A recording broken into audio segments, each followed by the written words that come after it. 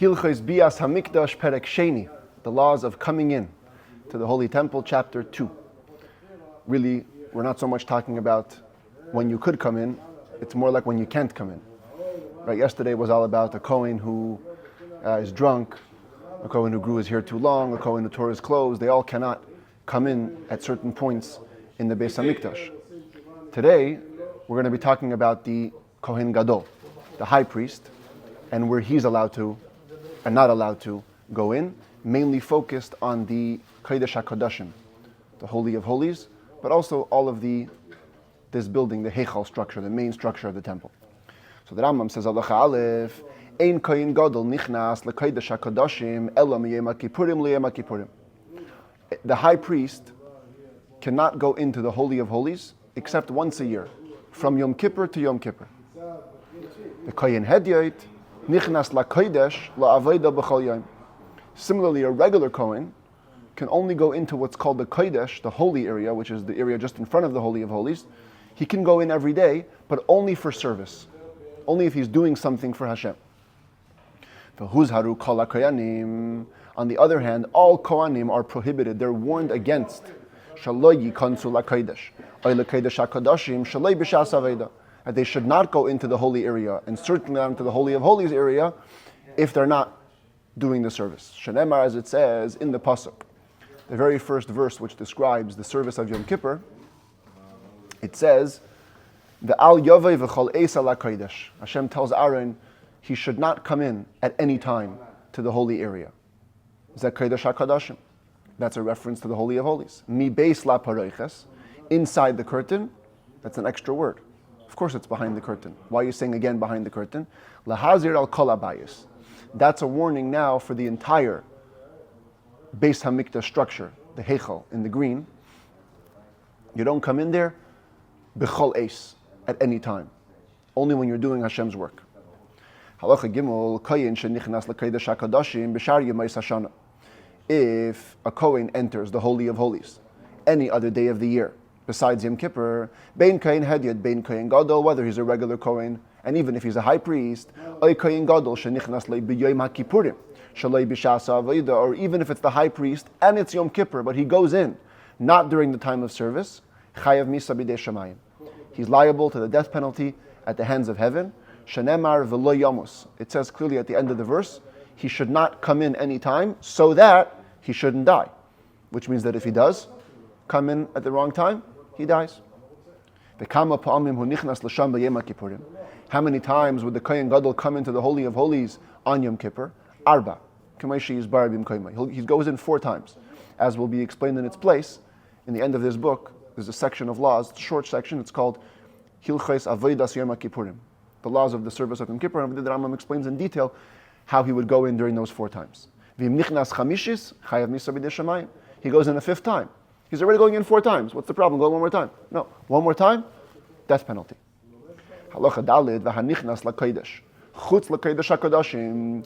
If the Kohen goes into the Kodesh, the holy area, outside the Holy of Holies, shaloi la'avoda, oili hishtachavos, not for the sake of service, nor for the sake of bowing, bein Hedyot, bein Gadol, again, whether he's a regular Kohen or a high priest, loike, he gets lashes.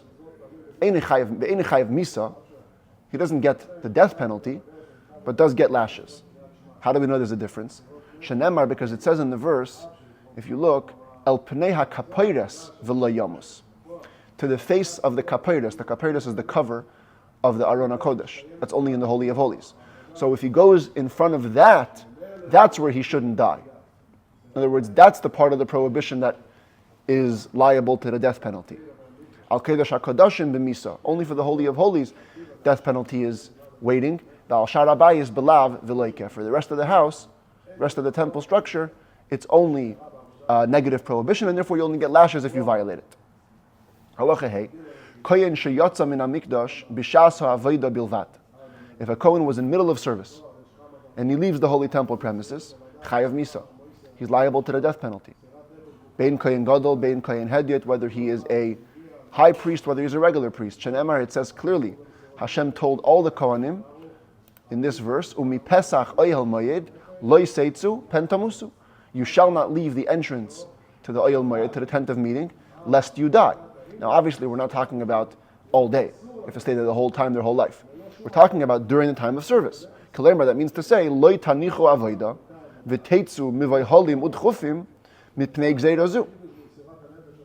Don't leave the service and rush out of the temple hurriedly because of this decree that I'm telling you, you can't go into the holy area the whole time, so you'll think I'll go to the opposite extreme and I'll just leave. No, if you're serving, you have to stay serving. And also the truth is, the verse that says by the high priest, Umin Hamikdash lo yetze, he shouldn't leave the temple. Again, it doesn't mean forever. It means it means it's only a time of service. You don't leave your service and go out of the temple. You finish the service and then you can go.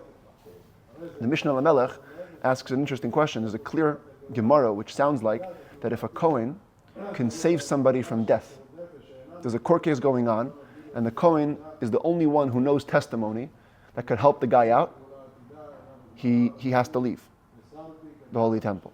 So the Mishnah Lamelech asks, why doesn't the Rambam bring it? The Rambam brings every law. Here it sounds like if you read this, you feel like, oh, you can never leave, even to help somebody in court.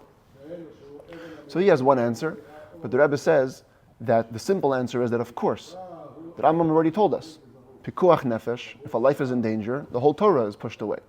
So the same with this. If there's Pikuach nefesh, if a Kohen can save somebody's life, of course he has to leave and go say testimony.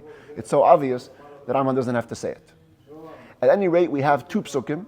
One is talking about a regular Kohen, one is talking about a Kohen Gadol, and in both cases it says that during service you can't leave. Frek the Rambam asks, Im kain, if so, mipnei man nishnes azharazu b'kohen gadol, if both verses are talking about during the time of service, why say it twice? If even a regular Kohen can't leave during service, of course a high priest cannot leave during service. Says the Rambam, there's a small difference between a regular Kohen and a Kohen Gadol. Let's say there was a regular Kohen in the temple, in the service, and in the middle of the service he hears terrible news that a relative of his passed away, a close relative who he would have to mourn for. There are further relatives you don't have to go into avelut, but let's say your son, daughter, spouse, father, mother, brother, sister. If one of those relatives pass away, one has to go into mourning. So he hears in the middle of the service that his close relative died. Even though he still shouldn't go out of the Holy Temple, he can no longer serve because he's in a biblical state of deep mourning.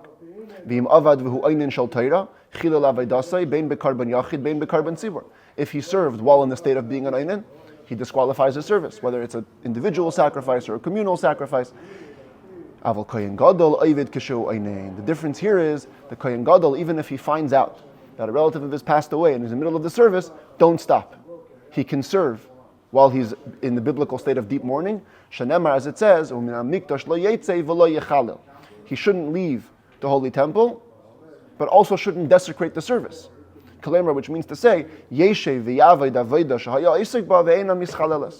let him stay there, let him keep doing the service he was doing, and it's not going to be disqualified. The premise of the last halacha was that a person who's in deep mourning cannot do service. How do we know that? Where does it say that the avodah, the service done by an einin, a kohen in deep mourning, is disqualified? Mikal v'chaymer. So this is not clear in the Torah. This is called a kal v'chaymer. Kal v'chaymer means if a strict law applies in a lenient case, certainly it applies in a strict case. So what would that be in this case? Im balmum. If a kohen who has a blemish, and we're going to discuss blemishes in the second half of these laws, she'oichel b'kodshim. Such a kohen is allowed to eat sacrificial meat, im avad chila, but if he serves in the temple, it's disqualified. So the blemished kohen is more lenient in that he can eat sacrificial meat, and he has a strict law that he cannot serve. So for sure, oine, a kohen who is in deep mourning, shehu asur b'kodshim, who is forbidden to eat sacrificial meat. Shanemar, as it says, lo achalti v'oini mimenu. I did not eat from it in my state of deep mourning, which even though literally this verse is talking about Maser Sheni, but it's also applied to Kodshim. Dinhu sheyechalel. It's only logical that he should disqualify his service, because he's stricter when it comes to sacrificial meat, so certainly it should be equally as strict when it comes to disqualifying the service. Halacha ches, ve'afal pisha koyin gadol oived einin. Nevertheless, even though we just said that the whole premise for disqualifying service of an einin is related to the ability to eat sacrificial meat, so that might lead you to think that if a kohen gadol can serve while he's in deep mourning, he might be also able to eat sacrificial meat. Says the Rambam, no. Even though a high priest can serve while he's in deep mourning, he's still forbidden to eat holy meat. Shanemar, as it says, Aaron HaKohen said this verse on the day that his two sons were killed in the Mishkan. Shanemar, it says, if I eat the sin offering today, is it going to be good in the eyes of Hashem? No, it's not. I'm an einin. I'm in deep mourning. I can't eat sacrificial meat. He can't even take a portion to have in mind to eat it the next night when he's no longer a biblical einin. Einin sha'avad, einin loike, says the Rambam, a person in deep mourning, even though he's not allowed to serve, if he did, he doesn't get lashes. He can also touch sacrificial meat, even though he didn't go to the mikvah, because the only stringency was made for eating. Touching is pure, as will be explained in its place when we talk about the laws of impurity and how that affects sacrificial meat. Halacha test, we keep on talking about einin, deep mourning. What's deep mourning? Ezehu einin. What qualifies as an einin? So I made this simplified chart just to bring out the point. The Rambam says that the basic definition of an einin is zashemesh le'meis min akrevim shehu chayav li'isabel aleihem.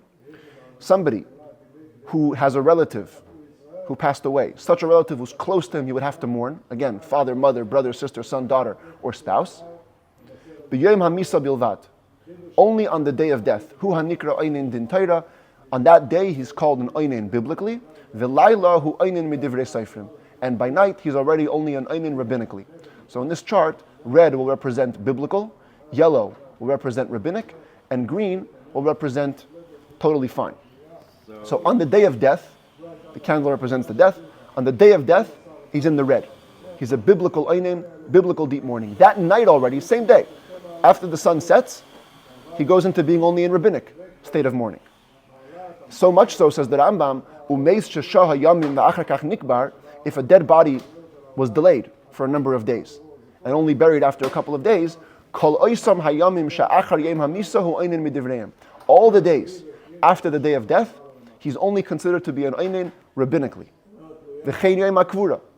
including the day of the burial. So let's say he passed away over here on this day. So already that night, he's a rabbinic einin.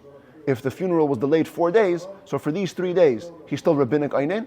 On the day he's buried, he's still a rabbinic einin. That night, he's out of that definition. The einay teifis leilei doesn't catch the night. That's for Shiva. Avelut is a different thing. 7 days, 30 days, a year, different laws of mourning. But for the aninus, deep mourning goes for 1 day biblically, and the rest of the days until the burial rabbinically. Lefichach, therefore,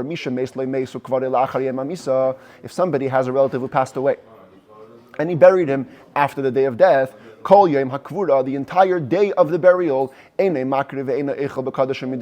cannot serve in the temple, he cannot eat sacrificial meat rabbinically, but he can go to the mikveh and eat that night.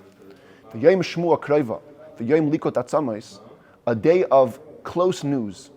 That means somebody who hears about his relative passing away within 30 days. The Yom Likot Atzamos means the day that a person moves the remains. If you have a relative buried in one place and you want to gather the bones, move them somewhere else, there is an element of mourning that happens on that day. So that day is considered like a day of burial. It doesn't grab the night following it, even rabbinically. That day, you're a rabbinic einin, but after that, you're good. Therefore, you can go to the mikvah on that day and eat holy meat that night. But the day of death, the same way on the day you can't eat holy meat biblically, you also can't eat holy meat that night rabbinically. With one exception, a korban Pesach. God forbid somebody's relative passes away on Erev Pesach, the day before Pesach. So while he cannot bring the sacrifice, he can be part of a group that is bringing a communal korban Pesach, go to the mikvah, and he can eat that night as will be explained in its place, laws of Korban Pesach, even an Ayman can eat a Korban Pesach. Halacha Yud Aleph, talking about a mourner, ha'avil eine mishaleach karbanaisav kol shiva.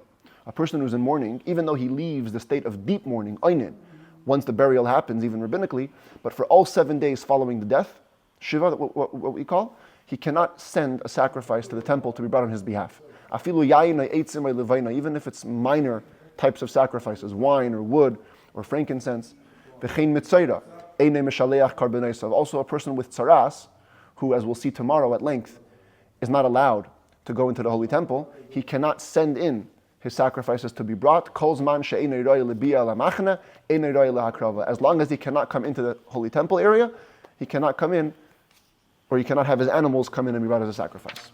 Aval hamenude, but a person who was excommunicated, there's a doubt whether he can send sacrifices or not. If they bring it for him, it's atoned for him. Halacha Yud Beis Tmei Sharetz v'chayetze bay.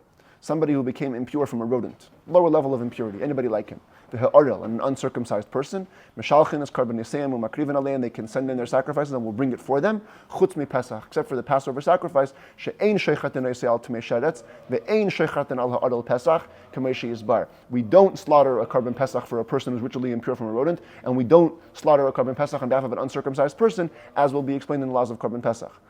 Aval Tmei Meis, but a person who was impure from a dead body, ein makrivin olav karban klal ad sheyitar, no sacrifices at all until he becomes pure. So a number of levels for people who are impure.